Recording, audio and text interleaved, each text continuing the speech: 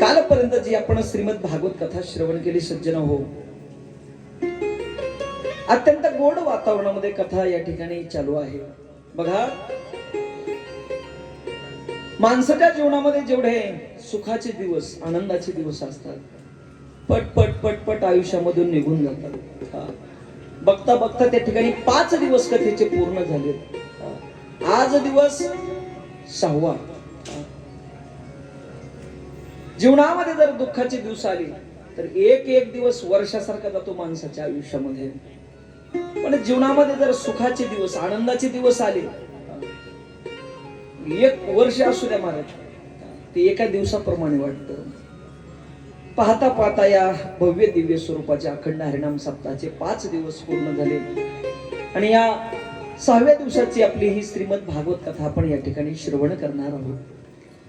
ऐका, काल जी कथा आपण श्रवण केली,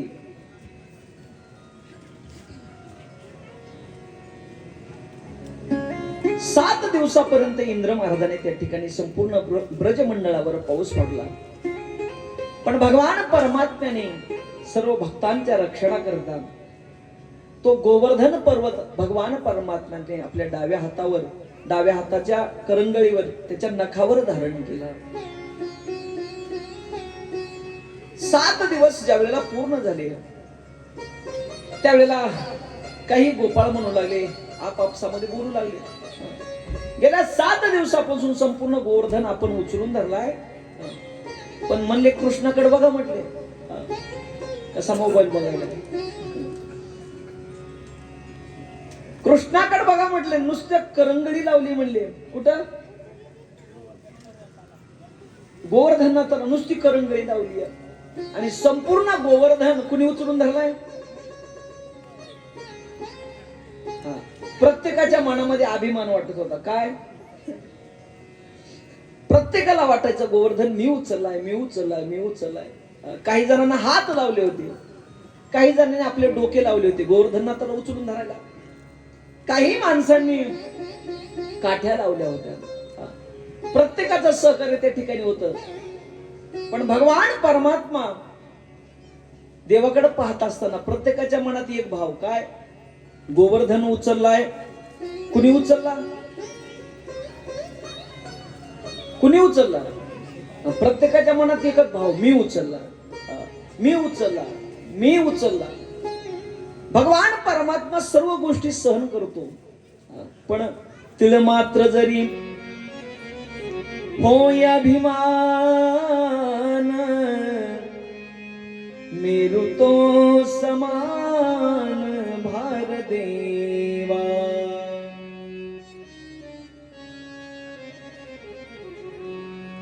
बाकीच्या सर्व गोष्टी भगवान परमात्मा सहन करतो, पण भक्ताला झालेला अभिमान, अहंकार देवाला सहन होत नाही. आणि मग भगवान परमात्म्याने विचार केला, हा अभिमान नष्ट करायला पाहिजे. या कथेमधून एक भाव घेण्यासारखा आहे. प्रत्येकाच्या मनामध्ये संसार करत असताना, परमार्थ करत असताना एक भाव असतो. प्रत्येकाला वाटतं सप्ताह व्हायलाय, कुणामुळं व्हायलाय? कुणामुळं? माझ्यामुळंच व्हायला. पंगत होईल, कुणामुळं? माझ्यामुळंच व्हायला. मी जर नसतो तर पंगतच झाली नसती. संसार करत असताना घरामध्ये मालकाला वाटतं संपूर्ण घर कुणामुळे चालले? माझ्यामुळे चालले. नवरा बायकोचे भांडणं लागले, मालकीन म्हणते मी म्हणून. तुमचा जो संसार टिकवलाय तो कुणी टिकवला? मी टिकवलाय. पुरुष म्हणतात मी जर तुला नांदिलं नसतंच. बरोबर आहे, हा प्रत्येकाचा अभिमान आहे. माझ्याशिवाय घर त्या ठिकाणी चालूच शकत नाही. तुम्ही पहिलं जाऊन बघा, तुमच्यापेक्षा चांगलं त्या ठिकाणी घर लोक त्या ठिकाणी मुलं चालवतील. इथं प्रत्येकाच्या मनामधला अभिमान भगवान परमात्म्याने पाहिला. आणि मग त्या गोपाळाने सांगितलं, कृष्णा अरे काय करंगळी लावली, घे म्हणले खाली. 7 दिवस झाला नुसता उभा आहेस म्हटले. संपूर्ण गोवर्धन आम्ही त्या ठिकाणी हातावर धारण केलाय, काठ्यावर धारण केलाय, डोकं लावून त्या ठिकाणी धारण केलाय. आणि मग भगवान परमात्म्याने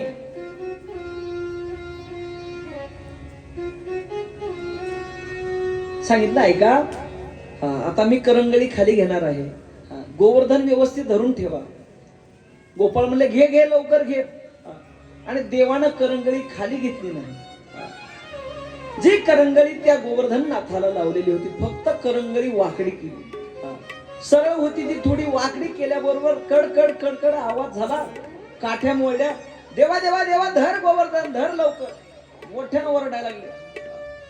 आणि जसा मग भगवान परमात्म्यानं पुन्हा गोवर्धन वर धरला. गोवर्धन गिरी उचली ना करी, गोवर्धन गिरी उचली ना करी, गोवर्धन गिरी उचली ना करी, गोवर्धन गिरी उचली ना करी,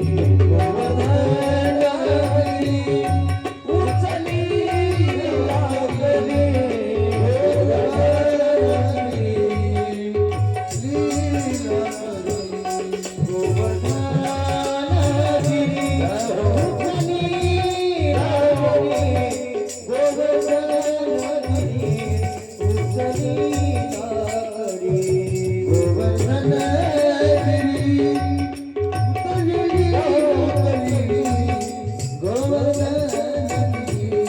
उचली ना करी.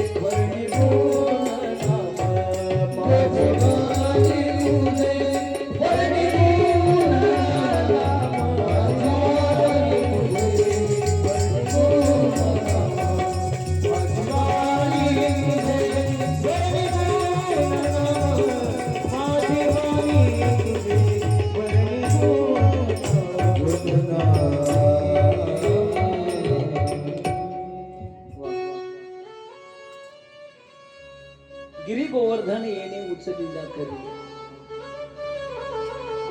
भगवान परमात्म्याने तो गोवर्धन आपल्या नखावर धारण केला.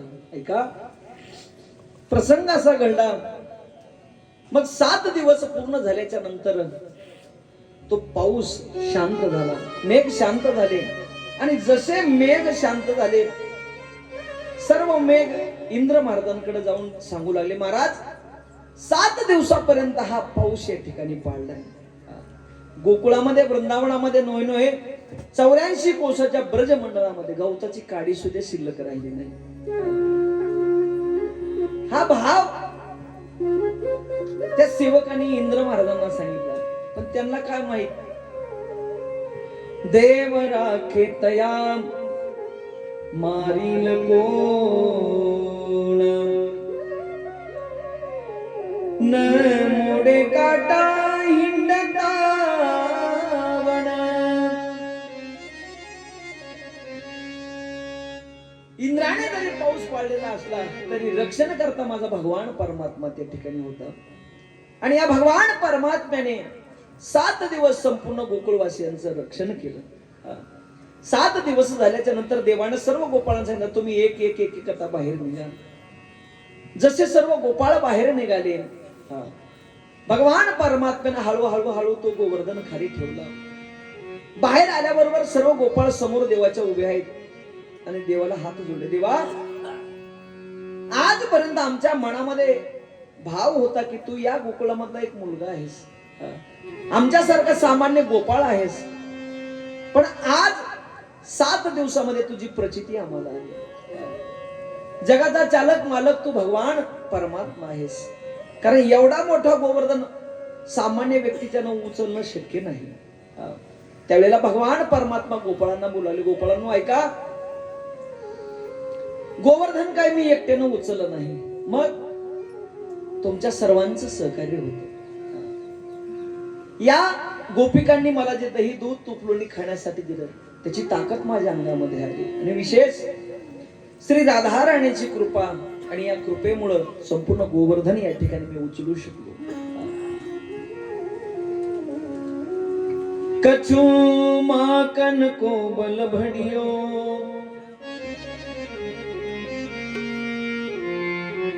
कछु गोपन करे सहाय,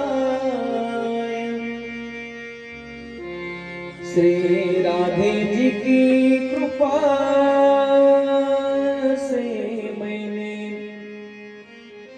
गोवर्धन लियो उठाय.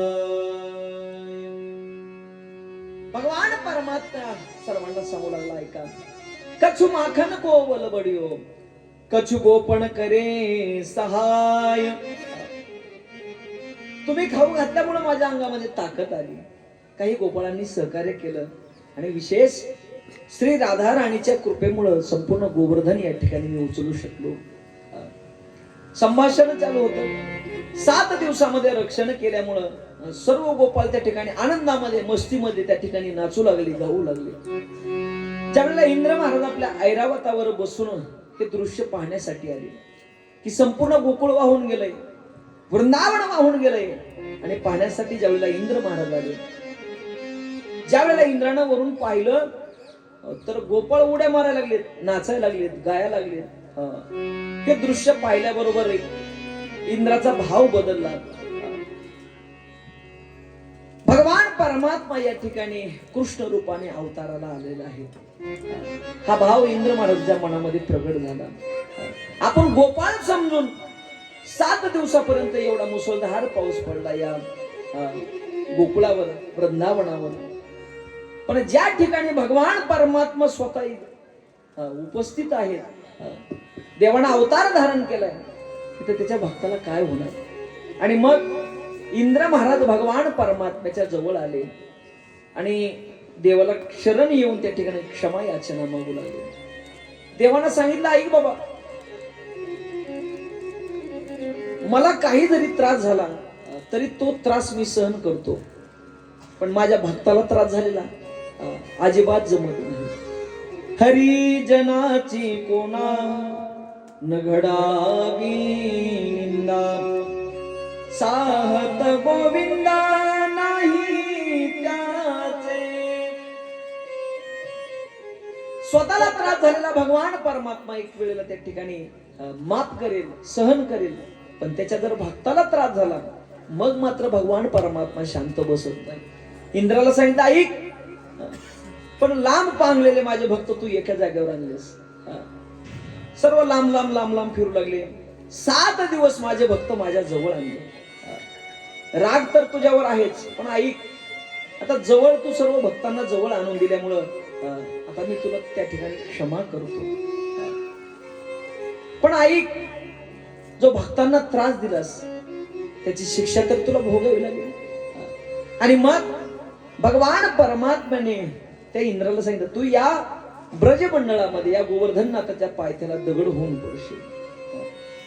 तो इंद्र त्या ठिकाणी दगड म्हणून त्या गोवर्धननाथाच्या पायथ्याला पडला. आजही जर गेला तर त्या गोवर्धननाथाची परिक्रमा करत असताना भगवान परमात्म्याचं आणि ते इंद्राचं त्या ठिकाणी मंदिर आहे. चला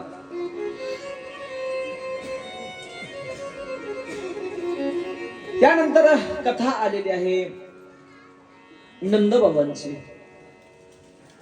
नंदबाबाच्या जीवनामध्ये एकादशीचं व्रत नंदबाबा नित्य नेमाने करायचे. ऐका, हे जे एकादशी व्रत आहे हे 3 दिवसाचं व्रत आहे. किती दिवसाचं बोलत चला, किती दिवसाचं? आता तुमची एकादशी, व्रताची एकादशी मी सांगतो, त्याच्यामध्ये जर फरक असला पुन्हा दुरुस्त करून घ्या.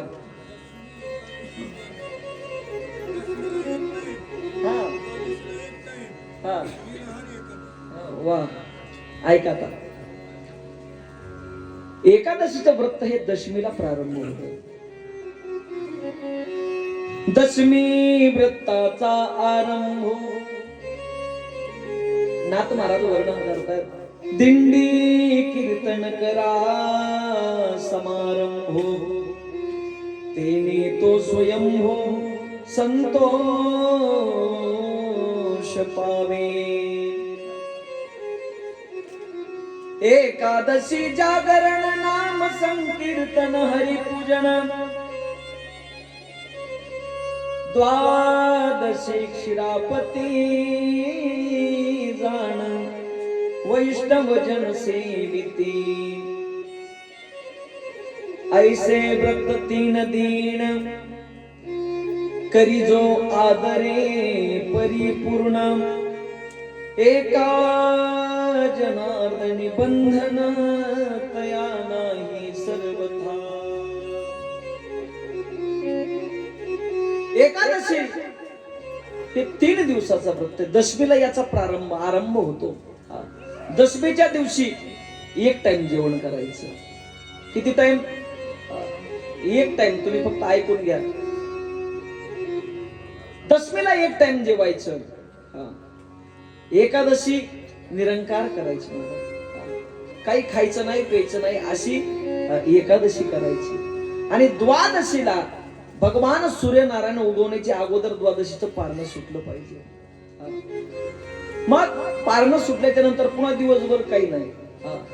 हे एकादशीचं वृत्त. पण ऐका, उपवास करत असताना नुसतं खाऊन बसायचं किंवा न खाता बसायचं असं नाही. मग उपवास करत असताना नुसत्या खाण्याचा उपवास करायचा नाही. माणसं उपवास करतात, व्रत करतात, पण तोंड काय बंद होत नाही. भड भड भड भड भड भड जे भेटन त्याला बोलत राहतात माणसं. बरं, धोरणातच बोलतात असं नाही. महाराज म्हणतात उपवास करत असताना फक्त खाण्याचा उपवास करायचा नाही. त्या व्रताच्या दिवशी तोंड सांभाळायचं. चांगलं बोलणं होत असलं त्या उपवासाच्या दिवशी तर चांगलं बोला. व्रताच्या दिवशी चांगलं बोलणं होत असलं तर बोला, नसतं त्या दिवशी मौन धरा. दशमी व्रताचा आरंभ. काय करा? जर तीर्थक्षेत्रावर जर तुम्ही गेलेला असताना दिंडी कीर्तन करा समारंभ. तीर्थक्षेत्रावर असताना तर दिंडी करा, म्हणजे प्रदक्षिणा, त्या नगराची प्रदक्षिणा करा, परिक्रमा करा. रात्रीच्या समयाला त्या ठिकाणी कीर्तन करा, देवाचं दिवसभर नामस्मरण करा. काय होईल? तेने तो स्वयंभू संतोष पावे. भगवान परमात्म्याला असं केल्याच्या नंतर आनंद निर्माण होतो. मग एकादशी प्रारंभ झाल्याबरोबर फळ नाही, ना पाणी नाही, ना दूध नाही, अशी निराहार त्या ठिकाणी एकादशी करायची. आणि द्वादशीचं पारणं सूर्यनारायण उगवण्याच्या अगोदर सोडायचं. आता आपली एकादशी बघा, मी सांगतो. उद्या एकादश म्हणता, मालकी म्हणते मालक उद्या तुम्हाला एकादशी आहे. जरा भूक सहन होत नाही. अर्धी कोर जरा आज कशी आगाव घ्या जरा. का? उद्या एकादशी. जशी एकादशी सुरुवात झाली सकाळपासूनच आदल्या दिवशीपासून एकादशीची तयारी असते. शाबू बिजू घाला, भगर दळून आणा, मिरच्या गोळा करून ठेवा, चिप्सचा डबा कुठे ते हुडकून ठेवा. बरोबर आहे. तयारी आदल्या दिवशीपासून प्रारंभ होते. जशी एकादशी महाराज निघाली, सकाळी उजळल्यापासून फराळाचं त्या ठिकाणी चालू होतं. असं काय माणसं फराळ करतात, एरवी जेवढं माणूस खात नाही त्याच्यापेक्षा 1.5 पटीनं 2 माणूस एकादशीच्या दिवशी खातो. खातो का नाही? खातो का नाही? खातो. आणि खाऊन खाऊन पुन्हा द्वादशी झाल्याबरोबर, महाराज द्वादशी उजळल्याबरोबर मालकीने म्हणतो, उरक, कालची काय? कालची एकादशी. माणसं खातो का काय? एवढा खाऊन जर एकादशी त्या ठिकाणी दुसऱ्या दिवशी लवकर भूक लागत असेल. द्वादशीच्या दिवशी पारणं सूर्यनारायण उगवण्याच्या अगोदर सुटलं पाहिजे. पुन्हा व्रत आणि रात्रीच्या समयाला शिरापतीचे अभंग गाऊन त्या ठिकाणी हे 3 दिवसाचा व्रत त्या ठिकाणी पूर्ण होतं. इथं नंद महाराज 3 दिवसाचं हे नियम करायचे एकादशीचा. आणि नियम करत असताना प्रसंग असा घडला. सकाळी स्नानासाठी ज्यावेळेला नंद महाराज निघायचे, द्वादशीचं पारणं लवकर सोडायचे, स्नानाला गेले, पण मध्यरात्र होती.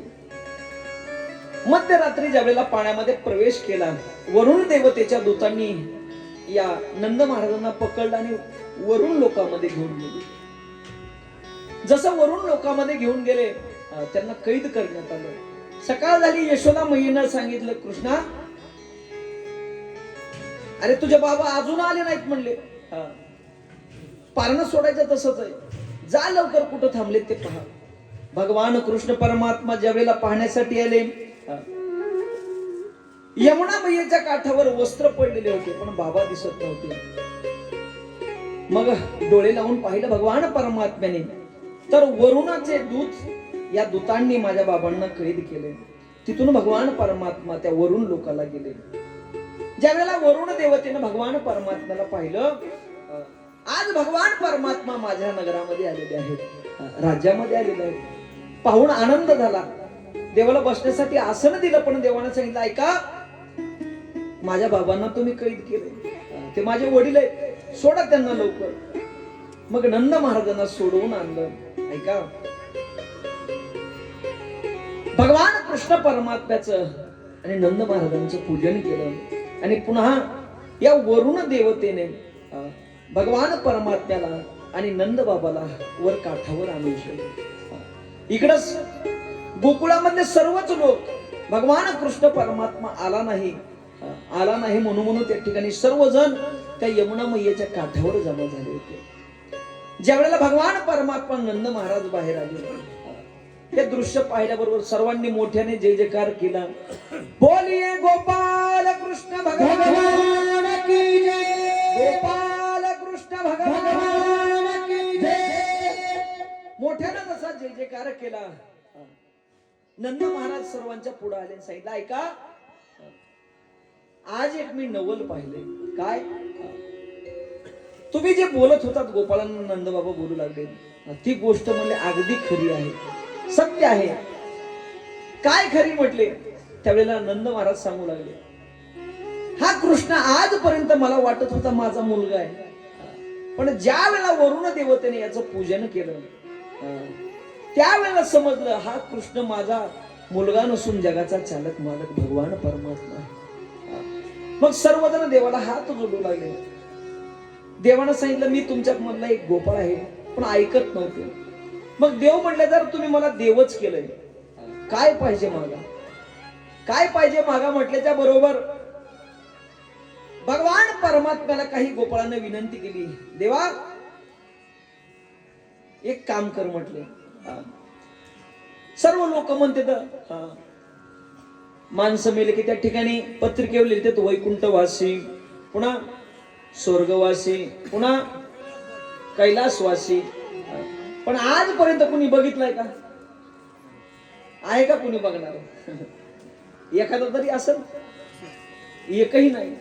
बरोबर आहे. आपण फक्त पत्रिकेला नाव टाकतो, वैकुंठवासी, स्वर्गवासी, पुन्हा कैलासवासी, पुन्हा नरकवासी. टाकतो का? टाकत नाही. त्याचे गुण जरी तसले असले तरी माणूस त्याचं नाव नरकवासी टाकत नाही. देवा,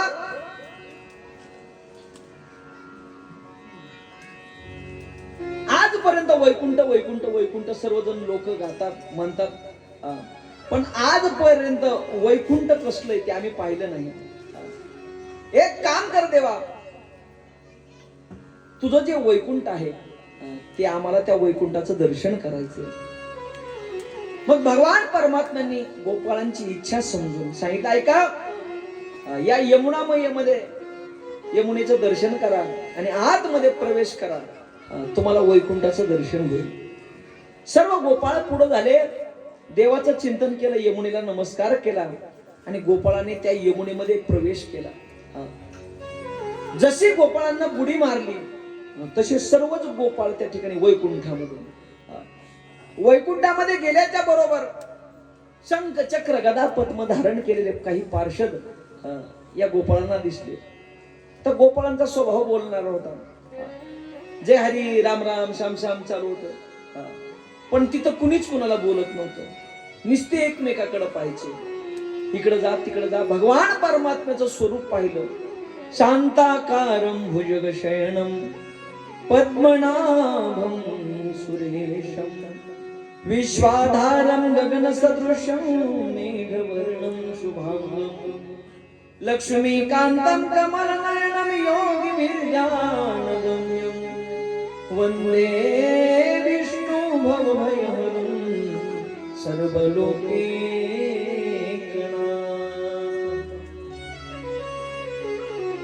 शेषशय्येवर पहुडलेला भगवान परमात्मा गोपाळांनी पाहिला आणि त्या देवाला बोलू लागले गोपाळ. पण तो भगवान परमात्मा सुद्धा काही बोलला झाला, नुसता गोपाळांकडे पाहायला लागला. त्यावेळेला सर्व गोपाळांनी विचार केला, काय म्हणले वैकुंठ आहे आजपर्यंत, वैकुंठ वैकुंठ वैकुंठ म्हणू लागले. काय म्हणले या वैकुंठामध्ये नेमकं आहे तरी काय? अहो इथं कुणी कुणाला बोलायला तयार नाही. राम राम नाही, श्याम श्याम नाही, नुसता चहा तरी विचारावं कुणी. गोपाळ आपापसामध्ये चर्चा करू लागले, काहीतरी चौकशी करावं कुणी. पण कुणी काही बोलत नव्हतं. आणि शेवटी सर्व गोपाळांनी विचार केला, इथे थांबायचं नाही. सर्व गोपाळ ताबडतोब परत भगवान परमात्म्याचं चिंतन केलं आणि परत आले. ज्या वेळेला परत आले, देवानं विचारलं, देवा गोपाळांनो कस काय मग वैकुंठ? असं म्हटल्याच्या नंतर गोपाळ देवाला म्हणले, अरे देवा काय म्हणले तुझा वैकुंठ? नामदेवराय वर्णन करताय. देवा ऐका, अरे वैकुंठ वैकुंठ देवानं विचारलं होतं नामदेवाला, नामदेवा तू माझा अत्यंत लढीवाळ भक्त आहेस, प्रेमळ भक्त आहेस.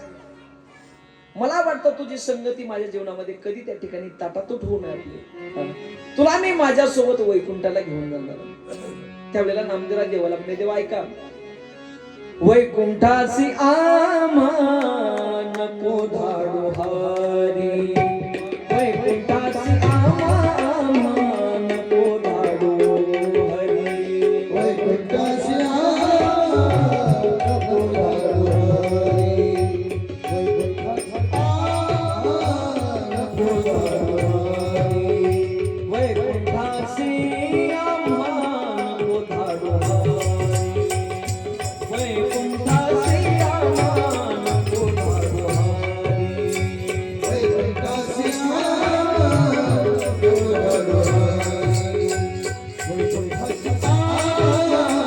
नको धाडू हरी. वासदे पंढरी सर्वकाळ, वासदे पंढरी सर्वकाळ, वासदे पंढरी सर्वकाळ, वासदे पंढरी सर्वकाळ, वासदे पंढरी सर्वकाळ, वासदे पंढरी सर्वकाळ, वासदे पंढरी सर्वकाळ,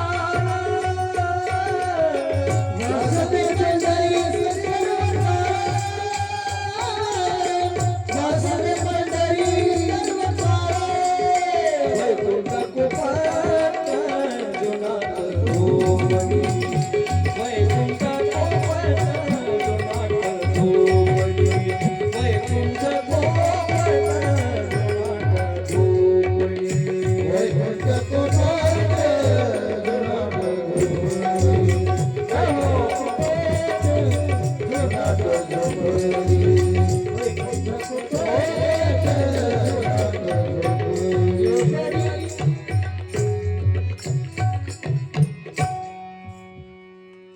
नामदेवराय देवाला सांगू लागले, देवा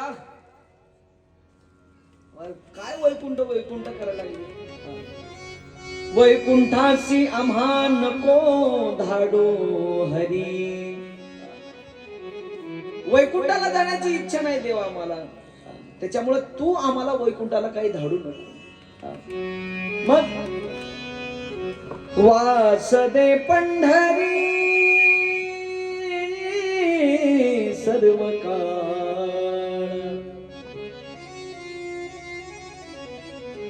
जे या पंढरपुरामध्ये जो आनंद आहे तो आनंद इतरत्र कुठेही नाही देवा. म्हणून आम्हाला पंढरपूर सोडून कुठं जायचं नाही देवा. वासदे पंढरी सर्व काळ. देवानं सांगितलं अरे वैकुंठ काय साध आहे का. त्यावेळेला नामदेवराय देवाला म्हणे देवा तुम्हाला वैकुंठ चांगला वाटत असेल पण आम्हाला वैकुंठ कोपट जुनाट झोपडी नको आडा आडी घालू आम्हा. तुझ्यासाठी वैकुंठ चांगला आहे म्हणले पण आमच्यासाठी झोपडी सारखं म्हणले. कोपट जुनाट झोपडी नवी पण नाही कशी जुनाट झोपडी. त्याच्यामुळे आम्हाला पंढरपूर सोडून जायचं नाही. पुन्हा देवाई जर जा जा जाच म्हणायला लागलास तिथं जाऊन नेमकं करावं का. वैकुंठाला जाऊन करावं का. कारण का वैकुंठी जाऊन काय बा करावे उगीच राहावे मौन रूप उगीच बैसावे मौन रूप. देवा अरे पंढरपूर मधला आनंद बघ म्हणले वैकुंठामधला आनंद बघ. तिथं गेलं की काही हलू नये चालू नये नुसतंच बसायचं गपचिप. देवा भजन करता येणार गाता येणार नाचता येणार काय करायचं वैकुंठाला. इथं पंढरपुराकडे चल. गेल्याच्या बरोबर आनंद काय साधा का पंढरपूर मधला. उंच पताका झळकती उंच पताका झळकती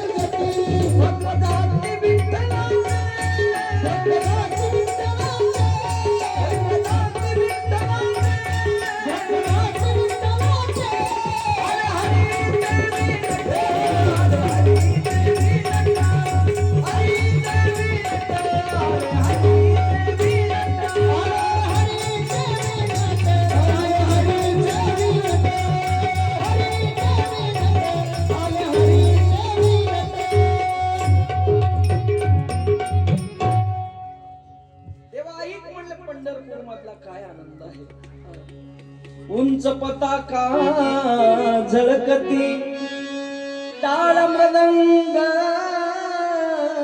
वाजते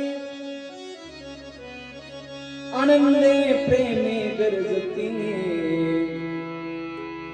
भद्र जाती विठ्ठलाचे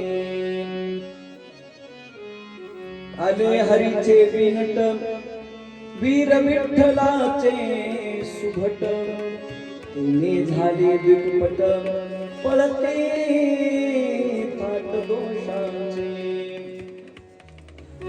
देवा आता इथून पुढे तुला वैकुंठाचं दर्शन आम्ही कधी मागणार नाही.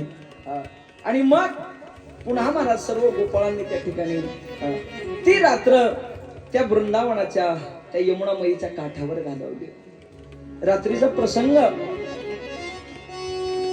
त्या संपूर्ण वनाला आग लागली होती आणि या यमुनेच्या काठावर देवाने सर्व भक्तांना थांबवून घेतलेलं होतं. ज्या वेळेला भगवान परमात्म्यानं पाहिला आग लागली त्यावेळेला माझ्या भगवान परमात्म्यानं ती संपूर्ण आग तो ओणवा आपल्या मुखाने त्या ठिकाणी प्राशन केला आणि संपूर्ण गोकुळवासियांचं वृंदावनवासियांचं रक्षण माझ्या भगवान परमात्म्याने केलं. पुढं महाराज लीलेचा या ठिकाणी प्रसंग आलेला आहे. अनेक गोपिका त्या ठिकाणी कात्यायनी मातेची आराधना करायच्या साधना करायच्या. पण साधना करत असताना स्नान करत असताना विवस्त्र होऊन त्या यमुनामयीमध्ये स्नान करत असत. देवानं अनेक वेळेला सांगितलं पण गोपिका ऐकत नव्हत्या. शेवटी एक दिवस भगवान परमात्म्याने गोपींना समज देण्यासाठी त्यांची वस्त्र उचलली आणि कदंबाच्या वृक्षावर जाऊन बसले. स्नान झाल्याच्या नंतर ज्या वेळेला वस्त्र पाहू लागल्या गोपिका, तर त्यावेळेला काठावर वस्त्र दिसत नव्हते. शेवटी भगवान परमात्म्याच्या बासरीचा नाद कानावर पडला आणि मग लगेच ओळखलं, ही जी लीला केली माझ्या भगवान परमात्म्याने केली. त्या सर्व गोपिका पाण्यात जाऊन थांबल्या, देवाची क्षमा याचना मागल्या. देवा दे रे कान्हा दे रे चोरी आणि गोगडी. देवा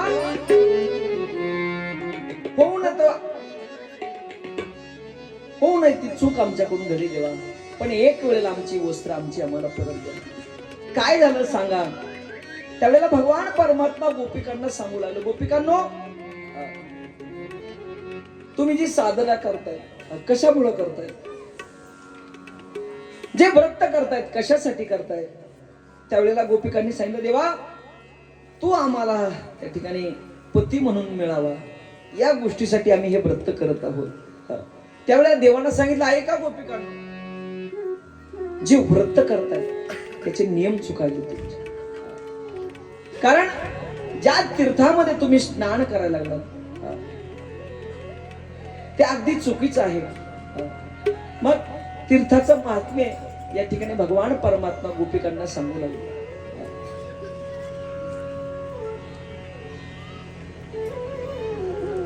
शास्त्र असं सांगतं ऐका,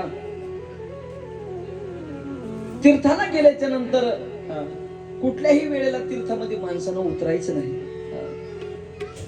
आपण कुठल्याही वेळेला एखाद्या तीर्थावर जर गेलो, काळ वेळ पाहत नाहीत, गेलो की पहिलं असतं सर्वात पहिल्यांदा बॅग आपली पडशी धर्मशाळेमध्ये नेऊन ठेवायची. जशी धर्मशाळेत बॅग नेऊन ठेवली, पडशी ठेवली, दुसरं काम कपडे काढून ठेवणं, नीट चंद्रभागा गाठणं. बरोबर आहे. पण ऐका, तीर्थामध्ये स्नान करत असताना काही वेळेची मर्यादा असते. कोण्याही टायमाला तीर्थामध्ये उतरायचं नाही.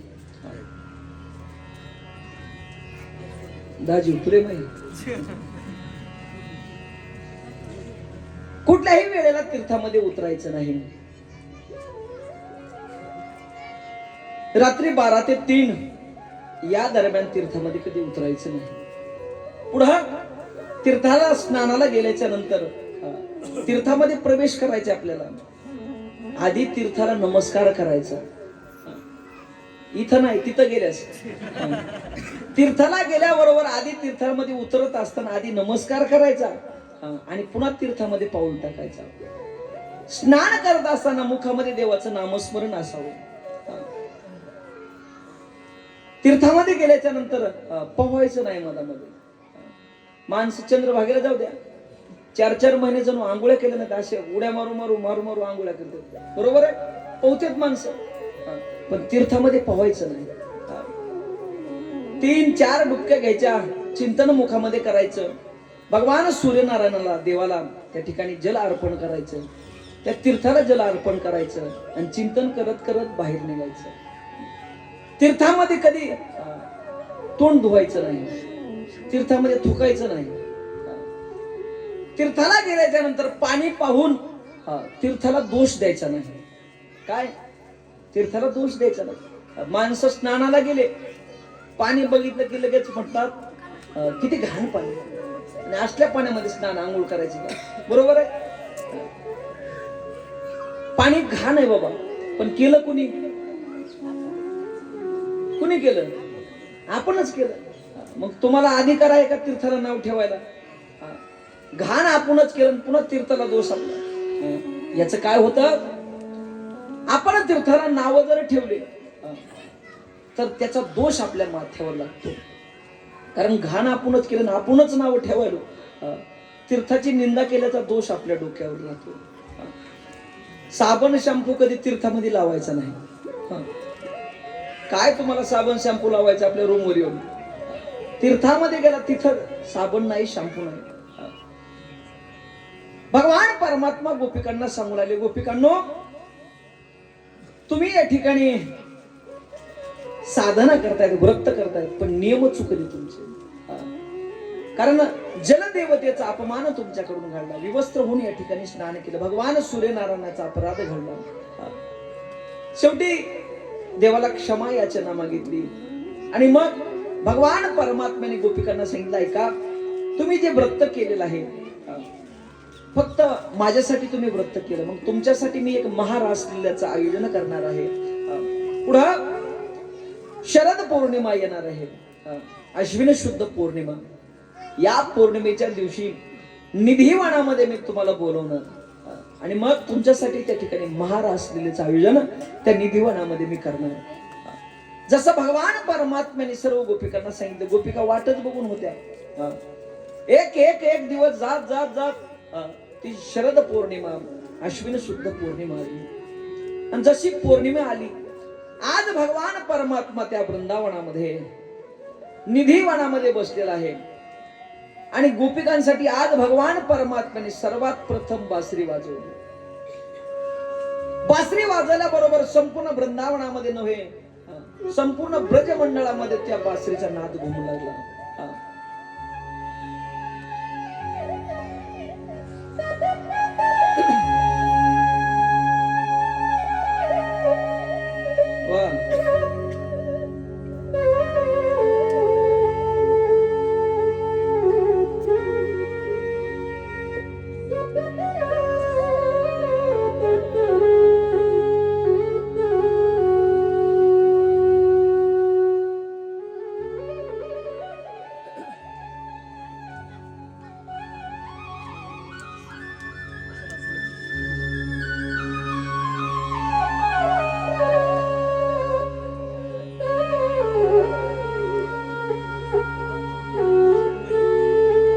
या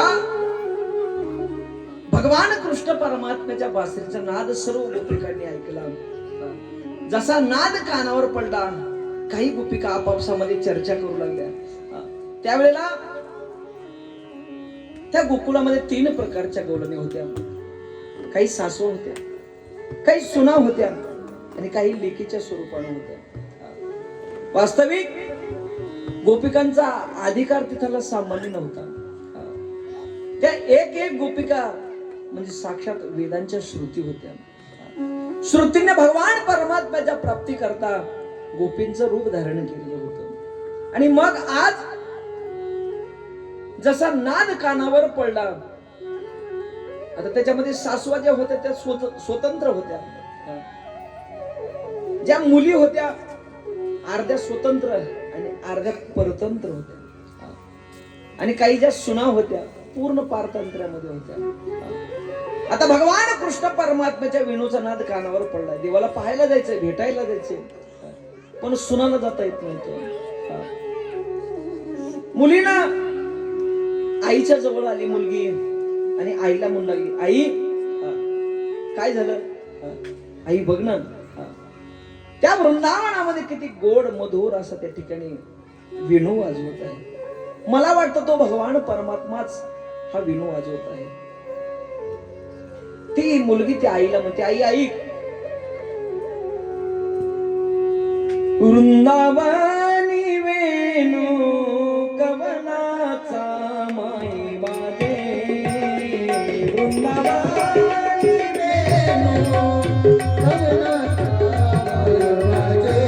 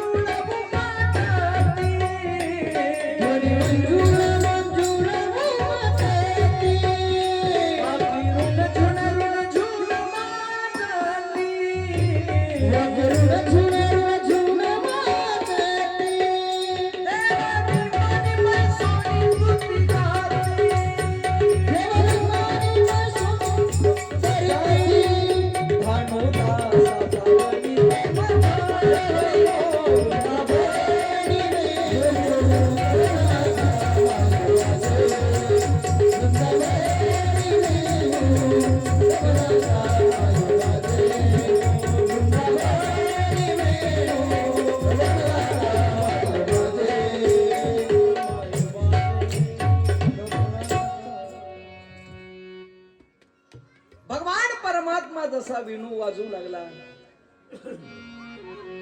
वेणू वाजवत असताना नाद संपूर्ण त्रिभुवनामध्ये त्या ठिकाणी घुमू लागला. वृंदावनी वेणू कवनाचा माये वाजे.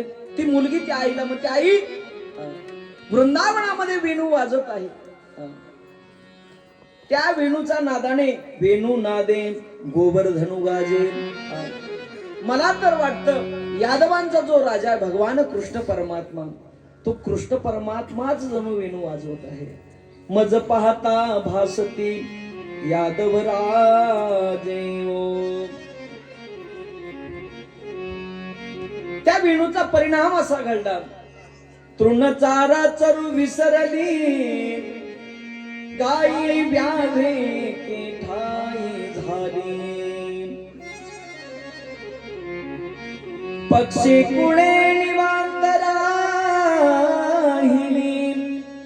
वैर भाव समूळ विसरली.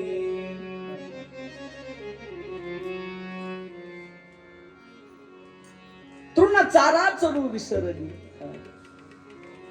गायी चरण्यासाठी सोडलेल्या होत्या, पण त्यांना चरायचं सोडून त्या ठिकाणी निवांत बसून भगवान कृष्ण परमात्म्याचे त्या ठिकाणी वेणू श्रवण करू लागल्या. गायीनं वाघ कधी एका ठिकाणी बघितले का? नाही बघितले. पण त्या दिवशीचं दृश्य थोडं वेगळं होतं की भगवान परमात्म्याच्या वेणूच्या नादाने गायी वाघ एका ठिकाणी बसून भगवान कृष्ण परमात्म्याचा वेणू ऐकू लागले. पक्षाने त्या ठिकाणी मुक्त विहार करायचं सोडून दिलं. एक ठिकाणी बसले पक्षी आणि भगवान कृष्ण परमात्म्याच्या वेणूचं त्या ठिकाणी श्रवण करू लागले. आपापसामध्ये जो वैर भाव होता, साप एक ठिकाणी, मुंगूस एका ठिकाणी बसलेला आहे, गाय व्याघ्र एका ठिकाणी बसलेले आहे, पक्षी निवांत बसलेले. यमुना मैयेचं जल पाणी देखील संत त्या ठिकाणी शांत स्वरूपामध्ये वाहत आहे. का तर भगवान कृष्ण परमात्म्याने वेणू तेवढा गोड वाजवला. वैर भाव समूळ विसरली. या वेणूचा नाद मंजुळ मंजुळ त्या ठिकाणी स्वर निघू लागले. ध्वनी मंजुळ मंजुळ उमटती, वाकी ऋण झन वाजती. हे दृश्य पाहिल्याबरोबर स्वर्गामधले देव, त्यांना स्वर्गामध्ये बसा वाटत नव्हतं, आपापली विमानं काढले आणि भगवान परमात्म्याचा वेणूचा नाद श्रवण करण्यासाठी आकाशामध्ये आले. रावलं नाही आणि फुलांची वृष्टी त्यांनी तिथून खाली करायला सुरुवात केली. देव विमानी बैसोनी स्तुती गाती, भानुदासा फावली प्रेम भक्ती. असा संपूर्ण वेणूचा नाद ज्या वेळेला कानावर पडला, अनेक गोपिका अनेक कामामध्ये व्यस्त होत्या, पण वेणू वाजल्याबरोबर प्रत्येक गोपिकाच्या मनामध्ये भाव निर्माण झाला की देव बोलवायला लागलाय. दुसऱ्या तिसऱ्या कुणाला नसून मला भगवान परमात्मा बोलवत आहे. आणि मग प्रत्येक गोपिका त्या निधिवनाच्या दिशेने आज निघालेली आहे. सुनाला जात येत नव्हतं. शेवटी घरामध्ये जे भरलेले माठ होते, आता दुसरं तर काही निमित्त नव्हतं. भरीला ओलंडो निरता करी घट. पाणी होत पण माठ खाली रिचवून दिला. सासूबाईला सांगितलं, सासूबाई घरामध्ये पाण्याचा थेंब नाही. सासू काय गरीब नव्हते. अगं पाण्याचा थेंब नाही म्हणलंस काय, मी काय पाणी आणायला जाऊ का? उचल घागर, जा यमुनेला. तेवढंच पाहिजे होतं. आणि मग ते माठ उचलले. भगवान परमात्म्याच्या भेटीच्या उद्देशाने संपूर्ण गोपिका आज निधिवनामध्ये एक एक एक एक त्या ठिकाणी जमा होऊ लागल्या. सायंकाळचा समय भगवान कृष्ण परमात्म्याने ज्या वेळेला गोपिकांकडे पाहिलं, गोपिकांनो कस काही नाही केलं. घरी मुलं बाळ आहेत, पती आहे, सासू सासरे आई वडील आहेत. त्यावेळेला गोपिका देवाला बोलावल्या, देवा ऐका, कुठले नाते तुम्ही सांगायला लागला? शरीराचे नाते सर्व घरी, पण या जीवाचं जे नातं आहे देवा, ते तुमच्या सोबत जोडलेलं आहे. का? कृष्ण माझी माता, कृष्ण माझा पिता, बहीण बंधू चुलता, कृष्ण माझा. विठ्ठल बाप माय चुलता, विठ्ठल भगिनी आणि भ्राता, विठ्ठल विना चाड नाही गोता, तुका म्हणे आता नाही दुसरे. जेवढे काही नाते आहेत ते फक्त भगवान परमात्म्यासोबत. देवा तुमच्यासोबत आम्ही जोडलेले आहेत आणि म्हणून आता तुम्ही आम्हाला परत पाठवू नका. देवानं सांगितलं ठीक आहे. आणि मग या गोपिकांसाठी भगवान परमात्म्याने 6 महिन्याची रात्र केली. रात्र केल्याबरोबर सुंदर असं त्या ठिकाणी मग या रासलीलेचं महारासलीलेचं आयोजन भगवान परमात्म्याने केलं. पण प्रसंग असा, जेवढ्या गोपिका होत्या तेवढे अवतार भगवान कृष्ण परमात्म्याने धारण केले. महारासलीलेचं आयोजन केलं, महारासलीला प्रारंभ झाली. पण तेवढ्यामध्ये गोपिकांच्या मनामध्ये जो भाव होता तो बघा त्याची जागा अभिमानानं घेतली. जो भगवान परमात्मा आजपर्यंत कधी कुणाच्या स्वप्नातही येत नाही, तो भगवान परमात्मा आज आमच्या सोबत नृत्य करत आहे, नाचत आहे, गात आहे. आम्ही सांगणार तसं तो भगवान परमात्मा वागत आहे. हा अभिमान गोपिकांच्या जसा मनामध्ये निर्माण झाला, त्यावेळेला मग भगवान परमात्म्याने सांगितलं, ऐका मला बाकीच्या गोष्टी मी सहन करून घेतो, पण तुमच्या मनामध्ये अभिमान झालाय का?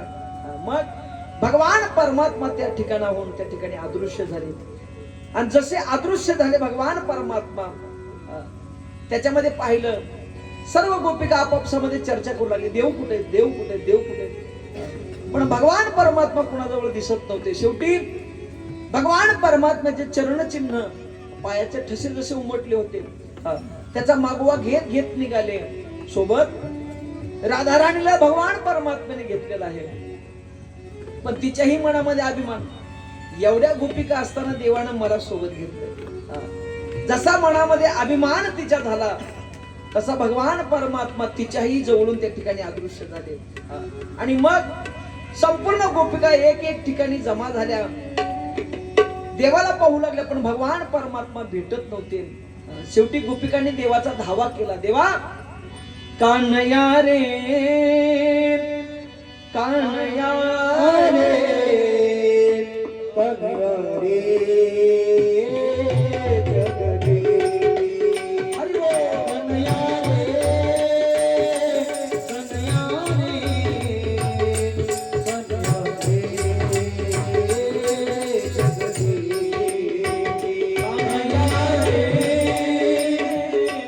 कान्हया रे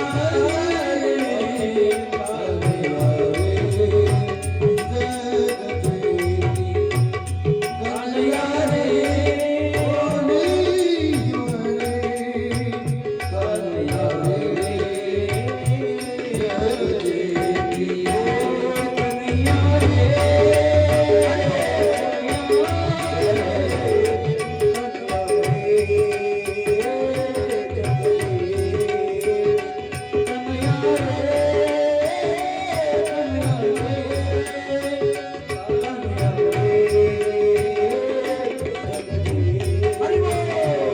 कान्हया रे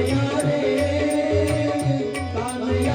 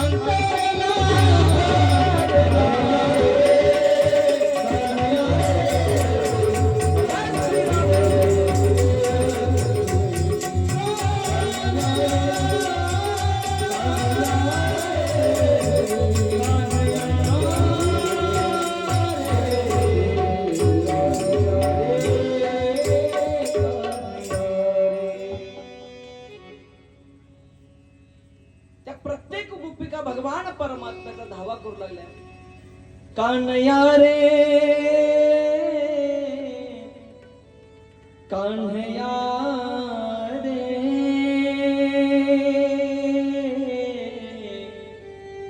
कान्हया रे जगदेठी.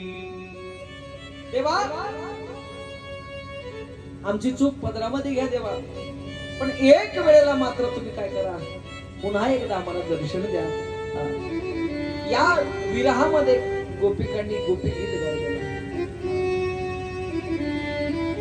अनेक वेळेला ज्यावेळेला गोपिकांचा हा विरह भगवान परमात्म्याने पाहिला, मग त्यावेळेला भगवान परमात्मा त्या ठिकाणी प्रगट झाले. आणि प्रगट झाल्याच्या नंतर मग सर्व गोपिकांनी भगवान परमात्म्याने गोपिकांना घेऊन त्या निधीवनामध्ये महारास दिला. 6 महिन्याची भगवान परमात्म्याने रात्र केली. जेवढ्या गोपिका होत्या तेवढे अवतार भगवान परमात्म्याने धारण केले.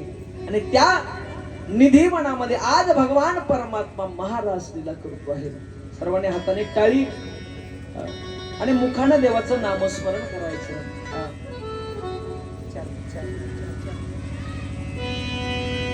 राधा नाचे कृष्ण नाचे नाचे गोपीजन. राधा नाचे कृष्ण नाचे नाचे गोपीजन.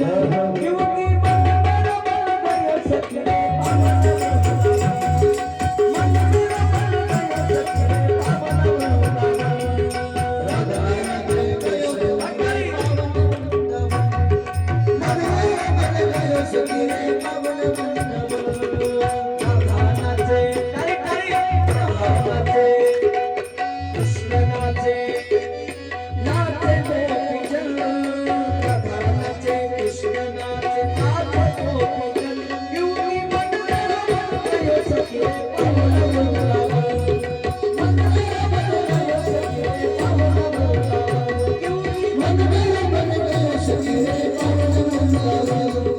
मन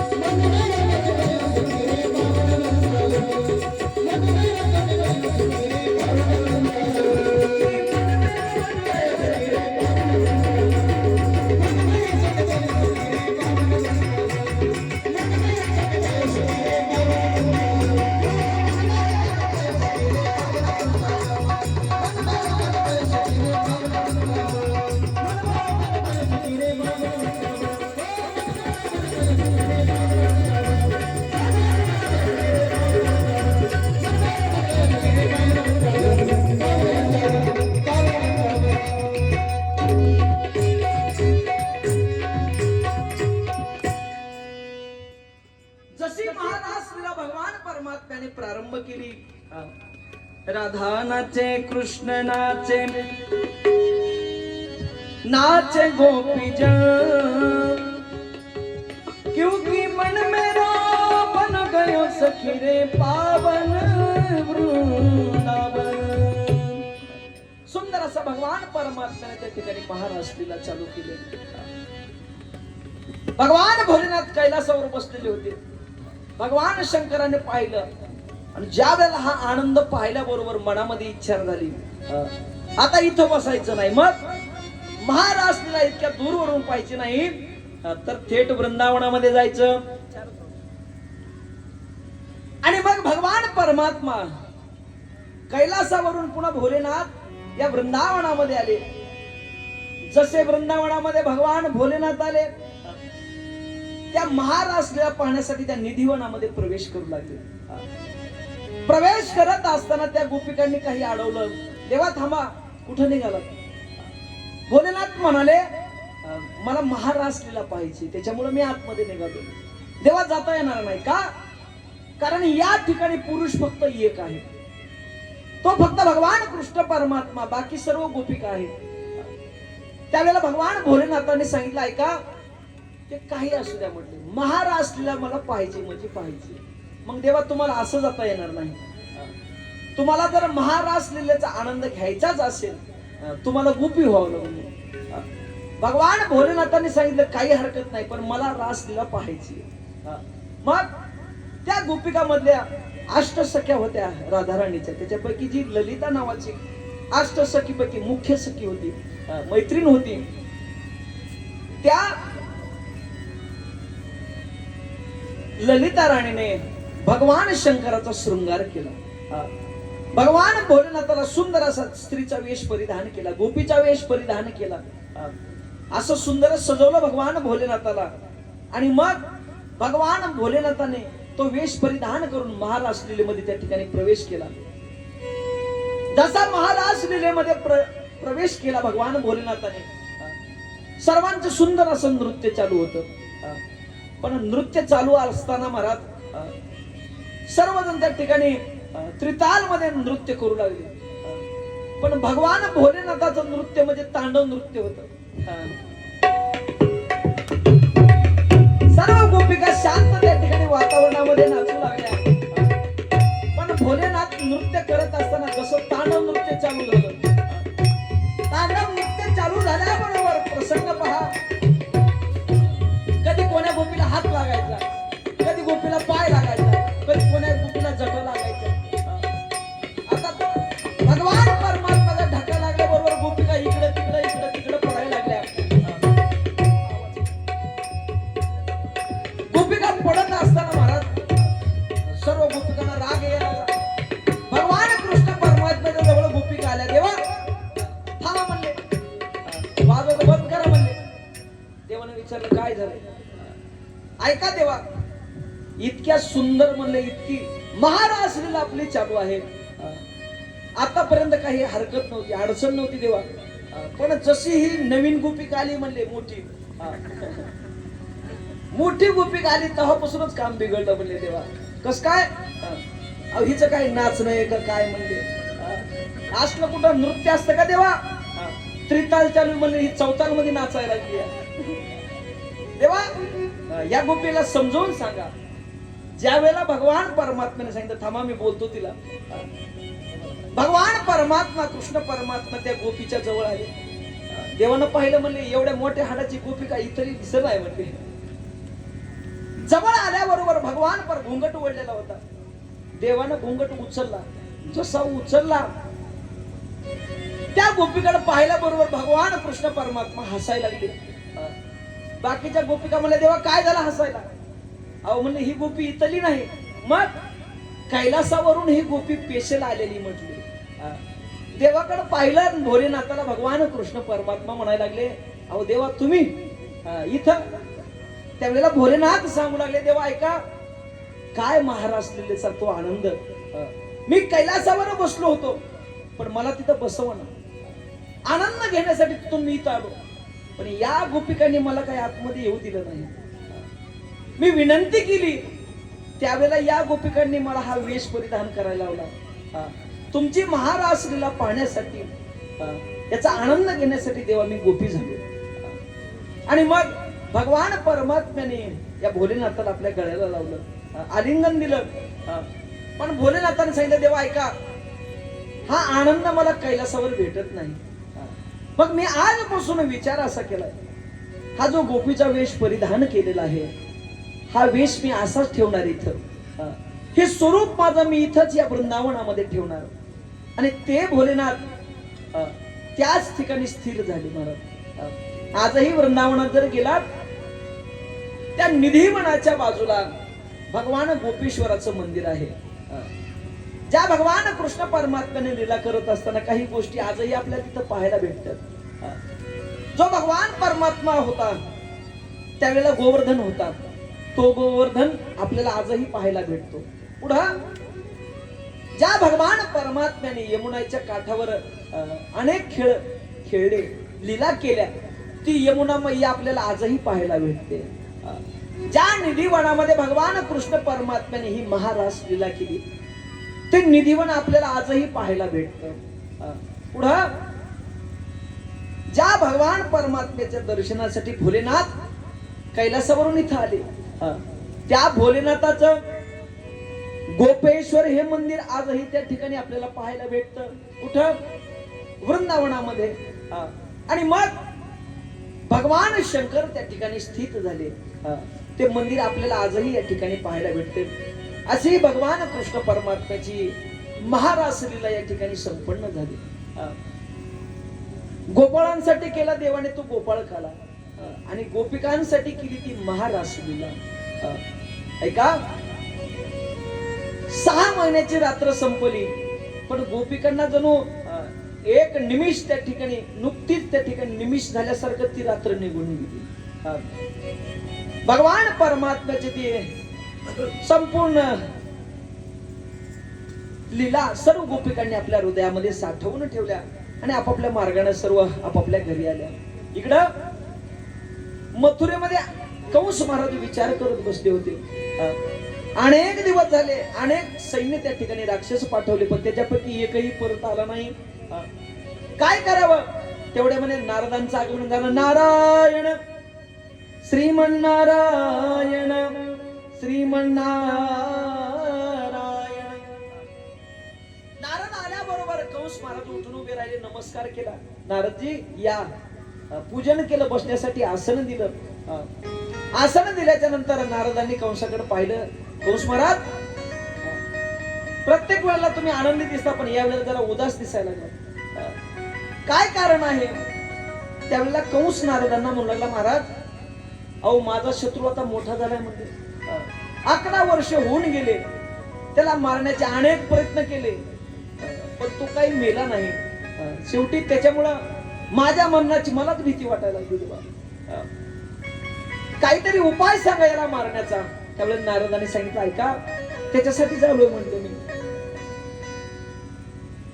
तो कृष्ण परमात्मा आणि बलराम, त्या दोघांना तुम्ही मथुरेत घेऊन या. आणि इथं आल्याच्या नंतर तुमच्याजवळ अनेक मोठमोठं सैन्य आहे, राक्षस आहे, बलवान राक्षस आहे. सर्वांना एकदा सोडून द्या त्यांच्या अंगावर. बस त्या कृष्ण परमात्म्याचा आणि बलरामाचा ते वध करतील. कंसानं सांगितलं, नारदजी ठीक आहे हो, पण त्याला आणणार कोण या ठिकाणी? काहीतरी निमित्त लागेल. त्यावेळेला नारदांनी सांगितलं, कंस महाराज, तुमच्याकडे भगवान शंकराने दिलेला एक शिवधनुष्य आहे, आणि मग निमित्त असं करा, या धनुर्यागाचं आयोजन तुम्ही या ठिकाणी करा आणि त्याचं आमंत्रण कृष्ण आणि बलरामाला द्या आणि त्या धनुर्यागासाठी दोघांना बोलून घ्या. त्यावेळेला कंसानं सांगितलं, ऐका, ते सहजासहजी शक्य नाही, पण देवाला बोलवाय जाणार कोण? कारण कुणासोबतही तो भगवान परमात्मा येणार नाही, कृष्ण येणार नाही. त्यावेळेला नारदांनी सांगितलं, ऐका, तुमच्या नगरामध्ये, तुमच्या राज्यामध्ये एक भगवान परमात्म्याचा एक भक्त आहे, त्याचं नाव आहे अक्रूर. त्या अक्रूराला तुम्ही पाठवा. अक्रूराला बोलवण्यात आलं, घडलेला वृत्तांत सांगितला, आमंत्रण पत्रिका काढण्यात आल्या. तू काय कर, कृष्ण आणि बलरामाला जाऊन या गोकुळामधून वृंदावनामधून मथुरेला घेऊन ये. आमंत्रण पत्रिका हातामध्ये घेतली आहे. अक्रूर काका निघाले. दिव्य रथ कंस महाराजांनी सोबत दिलेला आहे. पण घेऊन जात असताना मनामध्ये एकच विचार,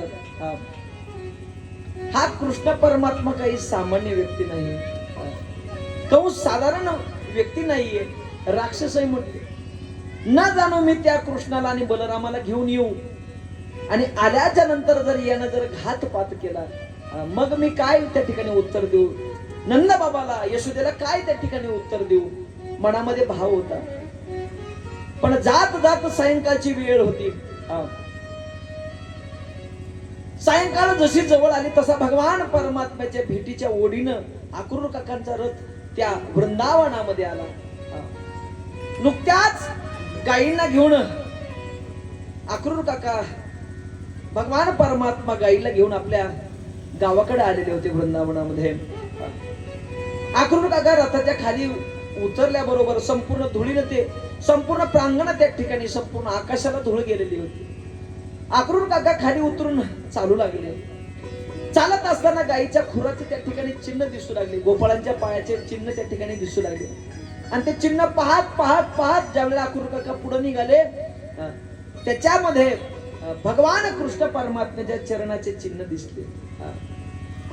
जसे चिन्ह दिसले अक्रूर काकांनी पाहिलं, गायीची मागे श्री कृष्ण पावले, गायीची मागे श्री कृष्ण पावले, गायीची मागे श्री कृष्ण पावले, गायीची मागे श्री कृष्ण पावले, गायीची मागे श्री कृष्ण पावले, अरे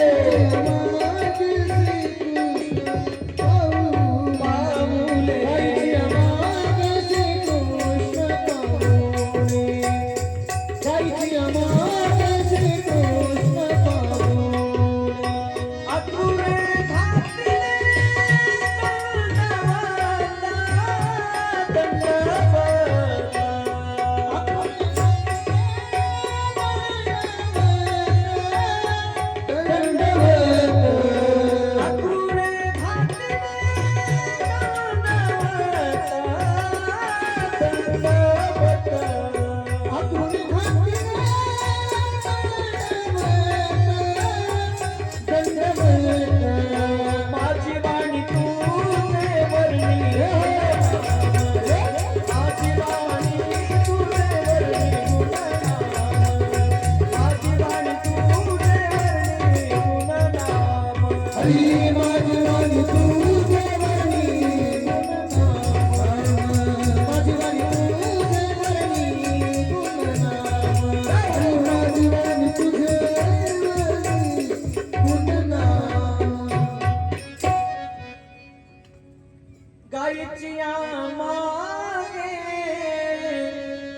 श्री कृष्ण पावले, अक्रूरे घातिले दंडवता. जगद्गुरु तुकोबराय बाळ क्रीडेमध्ये वर्णन करतात. अक्रूर काकाचं जसं आगमन वृंदावनामध्ये झालं, देवाचे चरण चिन्ह पाहिल्याबरोबर त्या मातीमध्ये अक्रूर काका लोळायला लागले, दंडवत घालायला लागले. धन्य ही ब्रजभूमी की ज्या ब्रजभूमीमध्ये माझ्या भगवान कृष्ण परमात्म्याने अवतार धारण केला. धन्य गायी आहेत, धन्य वासर आहेत, धन्य वृक्ष वेली लता, सर्व धन्य आहे. धन्य आहेत गोपाळ. का आज 11 वर्षापर्यंत माझ्या भगवान कृष्ण परमात्म्याने या ठिकाणी वास्तव्य केलं, म्हणून हे धन्य आहे. एक एक विचार मनामध्ये घेत घेत अक्रूर काका त्या मातीमध्ये लोळू लागले. सायंकाळच्या वेळेला रात्रीच्या समयाला अक्रूर काका रथ घेऊन नंद बाबाच्या महलाच्या समोर आले. जसे नंद बाबाच्या महलाच्या समोर रथ आणून उभा केला, बघा नंद बाबा बाहेर आले. अक्रूर काकांचं स्वागत केलं, घरामध्ये घेतलं. बसल्याच्या नंतर सायंकाळची वेळ होती, रात्रीचं भोजन उरकलं आणि भोजन झाल्याच्या नंतर मग प्रश्न केला नंद बाबांनी, काका कस काय येणं केलं म्हटले. कस काय येणं केलं म्हटल्याच्या नंतर अक्रू काका बोलू लागले, आपल्यासारखं नाही, पाहुणा दरवाजात आहे तेवढं कस काय येणं केलं. आल्याच्या नंतर बसण्यासाठी आसन दिलं, निवांत बसू दिलं. रात्रीचं जेवण झालं ना, रात्रीचं जेवण झाल्याच्या नंतर पुन्हा प्रश्न केला, काय कस काय येणं केलं, काय काम आहे आपलं. पाहुण्याचा फोन आला तर लगेच काय काम काढलं. इथं निवांत बसल्याच्या ठिकाणी जेवण झालेलं आहे संध्याकाळचं, आणि बसल्या बसल्यात सहज चर्चा केली, काका अचानक कस काय आलात. बरं आलात ते आलात, बाहेर कंस महाराजांचा दिव्य रथ आणलेला आहे, राजाचा रथ आहे म्हटले. ज्या अर्थी राजाचा महाराजांचा रथ तुम्ही घेऊन आलात त्या अर्थी काम काहीतरी विशेष असलं पाहिजे. अक्रूर काका बसल्या बसल्या महाराज नंद बाबाला बोलायला, बाबा कामत तसं विशेष आहे. कंस महाराजांनी मोठ्या धनुर्यागाचं आयोजन केलेलं आहे, आणि या धनुर्यागासाठी मी आमंत्रण घेऊन तुमच्याकडे आलेलो आहे. तुम्हाला कृष्ण परमात्मा आणि बलरामाला मी नेण्यासाठी आलो आहे. असं म्हटल्याच्या नंतर नंद बाबा त्या अक्रूर काकाकडे पावले. अक्रूर काकाकडे पाहिल्याबरोबर महाराज नंद महाराज त्या अक्रूर काकाला बोलावले, काका तो कंस म्हणले दुष्ट आहे, मायावी आहे. मी जर माझ्या कृष्ण परमात्माला आणि भगवान बलरामांना इथून जर मी पाठवलं तर तो घात केल्याशिवाय राहणार नाही. ऐका, त्या धनुर्यागासाठी मी एकटा येतो म्हटले, माझ्या लेकरांना मी घेऊन येणार नाही. कारण आजपर्यंत अनेक मायावी राक्षस यांना मारण्यासाठी या वृंदावनामध्ये गोकुळामध्ये आलेले आहेत, पण भगवान परमात्म्याची कृपा एवढी की माझ्या बाळांना काही झालं नाही.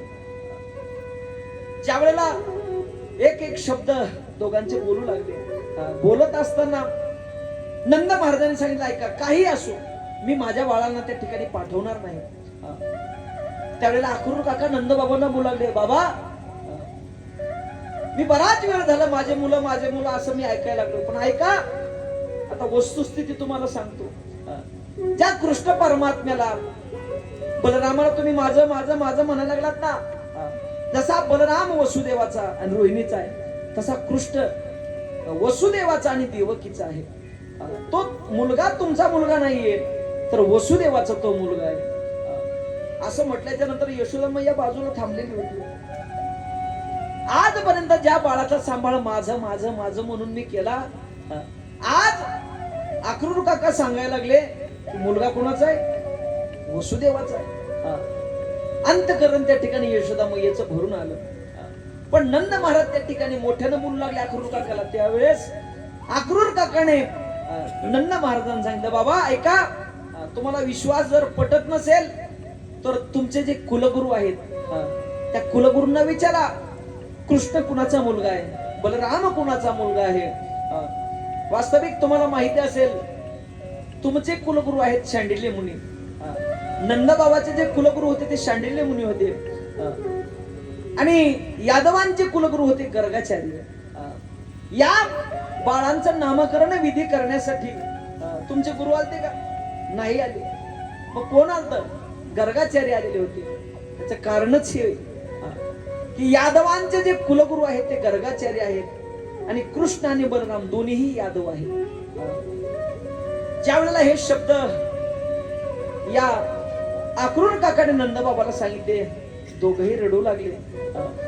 रात्रीचा समय होता, जेवण झालेलं होतं. भगवान परमात्म्याला झोपण्यासाठी त्या ठिकाणी बिछाना त्या ठिकाणी टाकला, अंथरूण केलं. भगवान परमात्मा तिथं येऊन झोपल्याबरोबर यशोदा मैया विचार करू लागली. जवळ बसलेली आहे, आजचीच रात्र हा माझ्या जवळ थांबलेला आहे, उद्या माझा भगवान कृष्ण परमात्मा माझा कान्हा मला सोडून जाणार. हा भाव अंतकरणामध्ये यशोदेच्या होता, आणि देवाकडे पाहत पाहत यशोदा मैया रडू लागली. अर्धरात्र निघून गेली. भगवान परमात्म्याला जाणवलं की आपल्या आजूबाजूला कुणीतरी रडत आहे, आणि त्यावेळेला भगवान परमात्म्याने नेत्र उघडले आणि पाहिलं तर यशोदा मैया रडू लागली. यशोदा मैयाकडे पाहून भगवान परमात्मा मैयाला बोलला, मैया अगं काय झालं रडायला. त्यावेळेला यशोदा देवाला बोलली, कृष्णा, अरे आजपर्यंत तुला माझा मुलगा म्हणून मी सांभाळ केला तुझा, पण आज कळालं की तू माझा नसून देवकीचा आहेस. अरे उद्या तू इथून निघून जाणार, पण इथून गेल्याच्या नंतर या गरीब यशोदेची कधीतरी तुझ्या मनामध्ये आठवण तरी येईल करे. असं म्हणल्याबरोबर भगवान कृष्ण परमात्म्याने यशोदे मैयाच्या गळ्याला मिठी मारली. मैया, जोपर्यंत चंद्र सूर्य आहे तोपर्यंत ज्या ज्या वेळेला माझं नाव निघेल, आईचं नाव घेण्याच्या बरोबर, आईचं नाव जर कुणी घ्यायला लागलं, देवकीचं आधी नाव येणार नाही, पण तुझं नाव आधी येणार. म्हणजे नंद बाबाचं नाव आधी येणार. कान्हा, अरे थोड्या लोण्यासाठी मी तुला उकळाला बांधलं, काठीनं मारलं, या गोष्टी तुझ्या आईला सांगू नको म्हटले. भगवान परमात्म्याच्या डोळ्यामध्ये अश्रू आहेत, यशोदेच्या डोळ्यामध्ये अश्रू आहेत. पहाटचा प्रसंग होता, अनेक गोपिका त्या ठिकाणी आलेल्या होत्या. पाण्याला जात असताना त्या गोपिकांनी पाहिलं, या नंद बाबाच्या राजमहलाच्या समोर मोठा एक दिव्य रथ त्या ठिकाणी उभा आहे. रथ पाहिल्याबरोबर त्या गोपिकांनी यशोदेला हाक मारली, यशोदे बाहेर ये. यशोदा जशी बाहेर आली, त्या गोपिका यशोदेला बोलायला, ए यशोदे, गवळण म्हणती यशोदेला, कुठे गे सावळा. गवळण म्हणती यशोदेला, कुठे गे सावळा.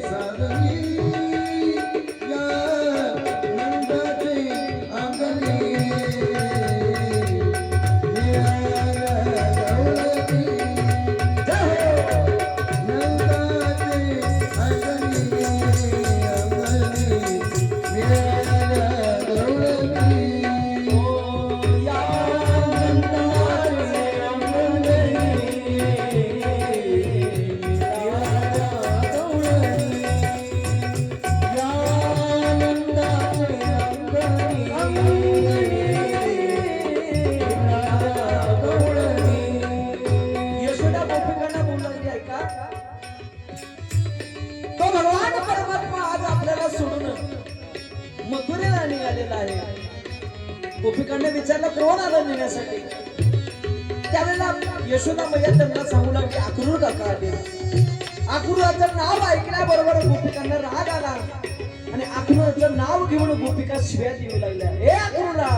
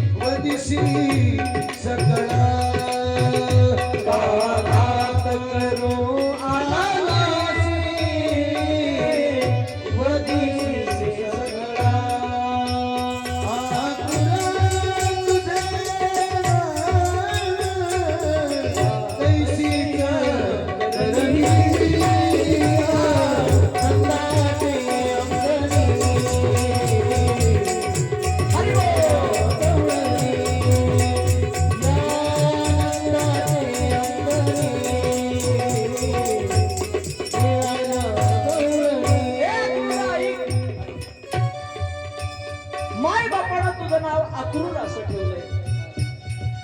अक्रूर शब्दाचा अर्थ ज्याच्यामध्ये कसलाच क्रूरपणा नाही, पण काम मात्र क्रूरतेचं करत आहेस.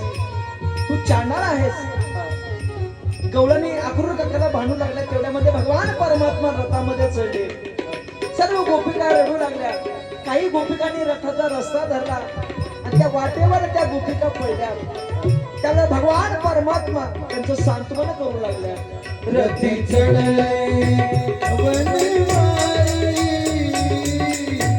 आकांत गोकुळी रथ चढवे वनमाळी आकांत गोकुळी भूमी पडला ब्रजवारी बनता साभारी भूमी पडला ब्रजवारी कोणता साभारी नयनी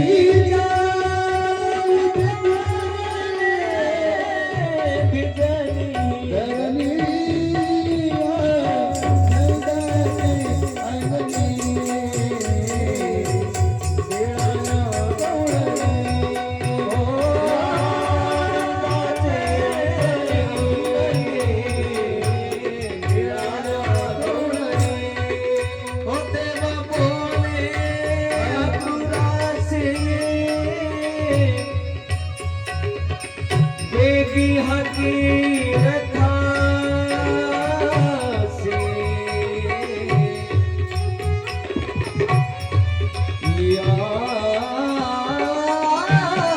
गोपिका शोकासे हो न पहावे मारसी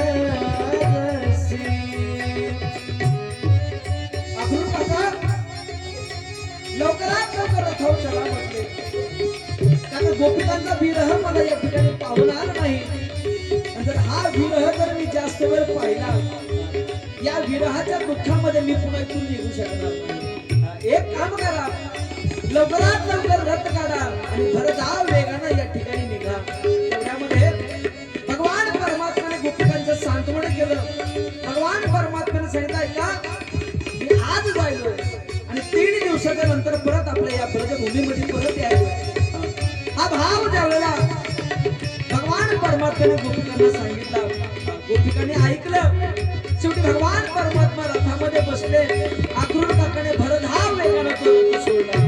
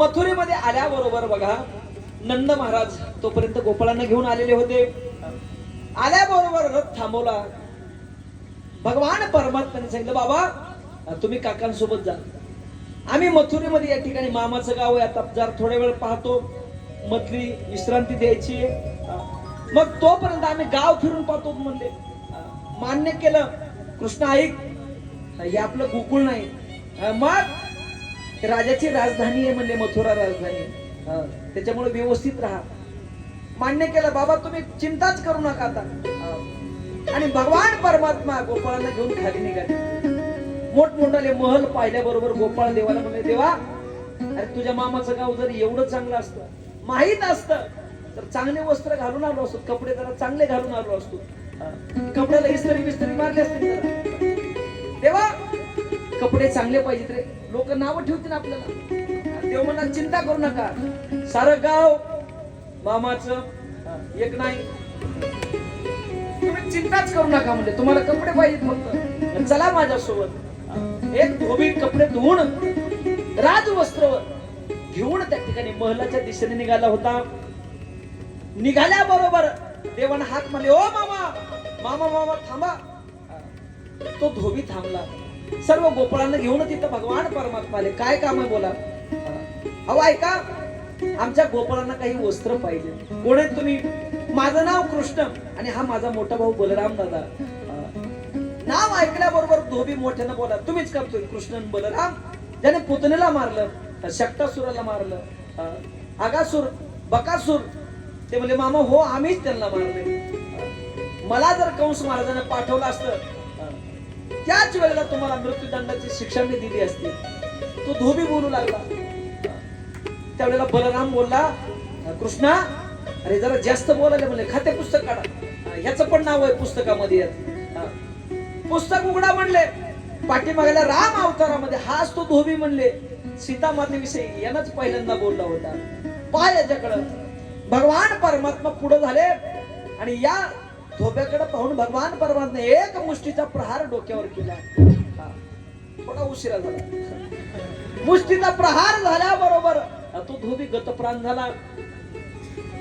बाकीच्या धोब्यांनी पाहिलं, कपडे तसेच टाकून दिले आणि घरचा रस्ता धरला.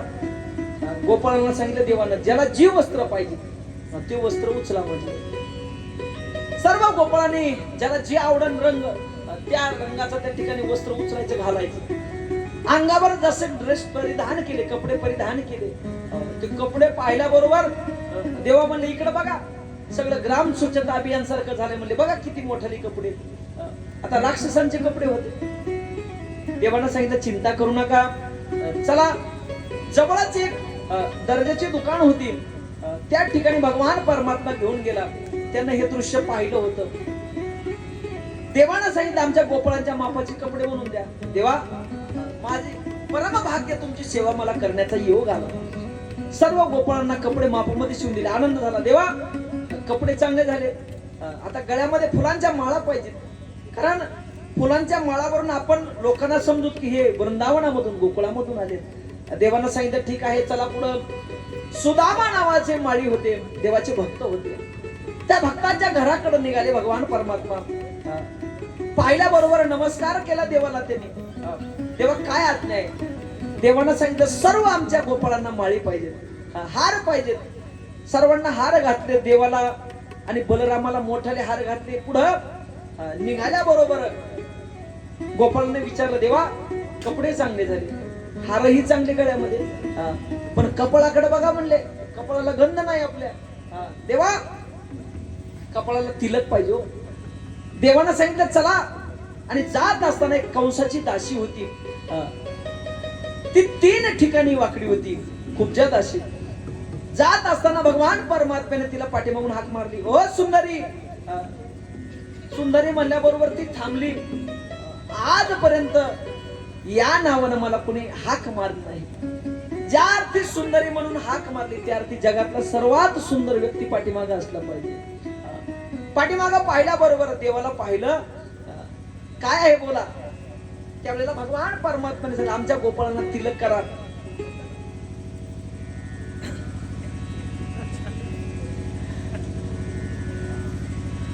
आमच्या संपूर्ण गोपाळांना या ठिकाणी तिलक करा. असं म्हटल्याच्या बरोबर तिनं सांगितलं ऐका, थांबा लाईनला सर्वजण. आणि सर्व गोपाळांना त्या कुब्जेनं महाराज सुंदर असा त्या चंदनाचा तिलक केला. तिलक करत करत आल्याबरोबर भगवान कृष्ण परमात्म्याला तिलक केला, बलराम दादाला तिलक केला.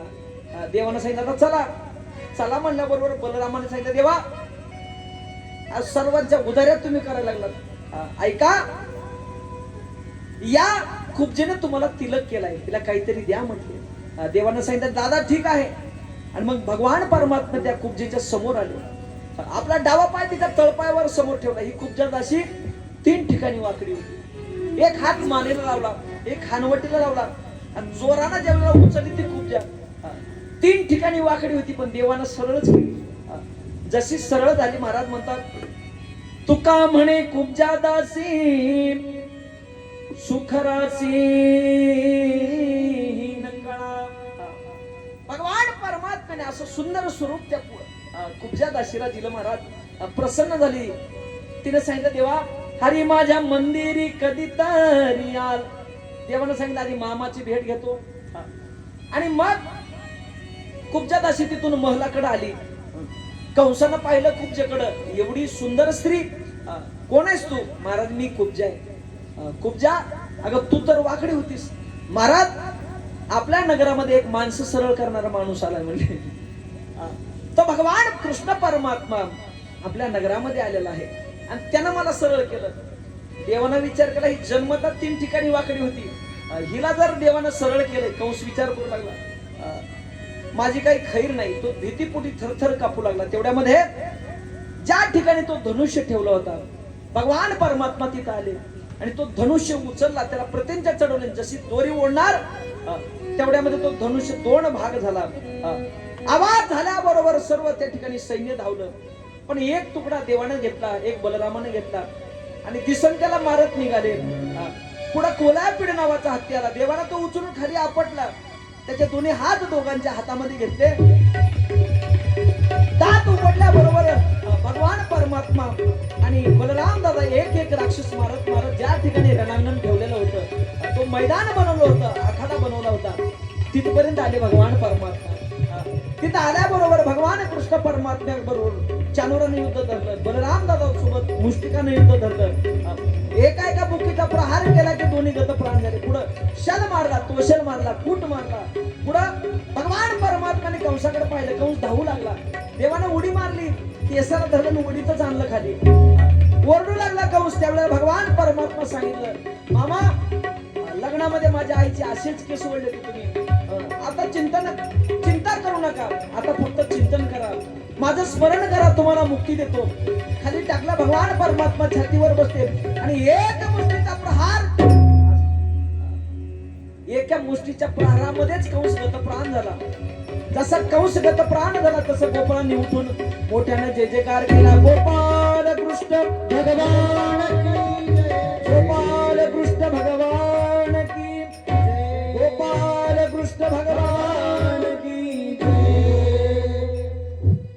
कंस गतप्राण झाल्याबरोबर राजसिंहासन रिकामं नको म्हणून कारागृहामध्ये गेले. उग्रसेन महाराजांना सोडवलं.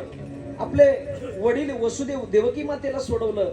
त्यानंतर राजसिंहासनावर उग्रसेन महाराजाला बसवलं. त्यांचा राज तिलक केला. अनेक दिवस त्या ठिकाणी भगवान परमात्मा वास्तव्याला होते. गोपाळ आले. देवा, कंस मारला, उग्रसेन महाराजाला राजगादीवर बसवलं.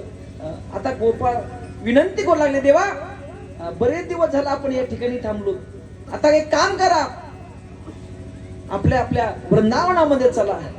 त्यावेळेस देवानं सांगितलं, या कंसाचे जे मित्र आहेत, अनेक मोठाले राक्षस आहेत, ते या ठिकाणी हल्ला केल्याशिवाय राहणार नाहीत. मग एक काम करा, तुम्ही चला पुढं, 1-2 महिन्याने मी परत तुमच्याकडे येतो. नाईलाज झाला.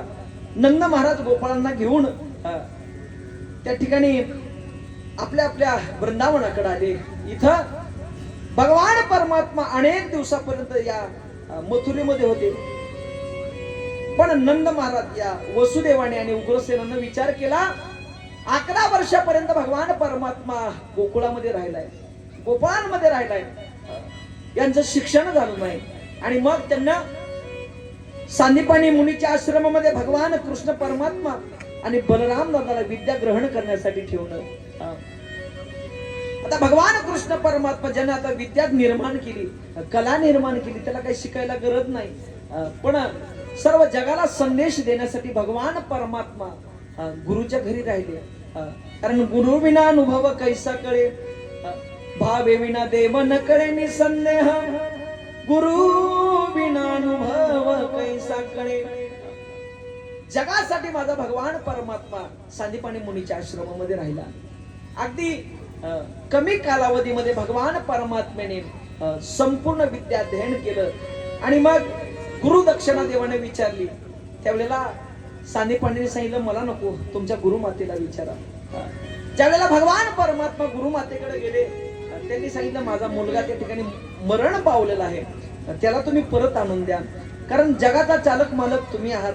आणि मग यमदेवतेकडून भगवान परमात्म्याने गुरुदत्त नावाचा तो मुलगा गुरूंचा आपल्या गुरुमातेला आणून दिला. पुढं भगवान परमात्मा त्या ठिकाणी सुदाम महाराजांची भेट झालेली होती. तिथून पुन्हा मथुरेला भगवान परमात्मा परत आले. सुदामजी आपल्या पोरबंदर नाव, आताचं जे पोरबंदर आहे, पूर्वी सुदामपुरी नाव होतं, त्या ठिकाणी सुदामजी महाराज निघून गेले आणि आता भगवान परमात्मा मथुरेमध्ये राहू लागले. आता थोड्या वेळ राहू देऊ देवाला. त्यानंतर राहिलेली कथा एक 20 मिनिटं अजून कथा आपण या ठिकाणी पाहणार आहोत. 4:15 कथा या ठिकाणी सांगता होईल. याची सर्वांनी नोंद घ्या. गोपाल कृष्ण भगवान की जय. श्रीमद भागवत महापुराण की जय. जय जय श्री राधे श्याम. फक्त या ठिकाणी आज प्रामुख्याने या ठिकाणी उपस्थिती लाभलेली आहे. श्रीमद भागवत कथा याचं चित्रीकरण 3 दिवसापासून या ठिकाणी होत आहे. आपल्या गावामध्ये श्री परशुराम भैया महात्मे यांनी गोड असं या ठिकाणी 3 दिवसाची ही श्रीमद भागवत कथा त्याची रेकॉर्डिंग केलेली आहे. आज